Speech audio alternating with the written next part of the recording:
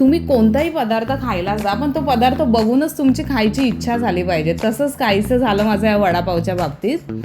कारण काकांनी वडापावचं प्रिपरेशन डोळ्यासमोर केलं एकच नंबर. आणि दुसरी गोष्ट म्हणजे वडापाव देताना त्याचं प्रेझेंटेशन बघा, की वडापाव दिला आहे, ठेचा दिला आहे, मिरची दिली आहे, पिठलं दिलं आहे. आणि सगळ्यात मेन गोष्ट म्हणजे ज्यांना ज्यांना चुरा आवडतो ते माझ्यासोबत रिलेट करू शकतील, की चुरा वेगळा असा मागावा लागतो, पण काका न मागता प्रत्येकाला भरभरून असा चुरा देतात.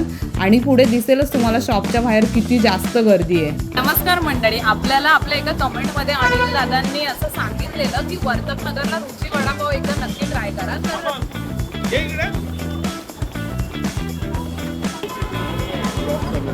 आणि यम्मी वडापाव आहे, मला खूप आवडला टेस्टला. आणि त्यासोबत जो चुरा देतात त्याचा क्रंचीनेस जाणवतोय खाताना. आणि ही जी चटणी ती पण खूप एक नंबर आहे, मस्त आहे, नक्की येऊन ट्राय करा.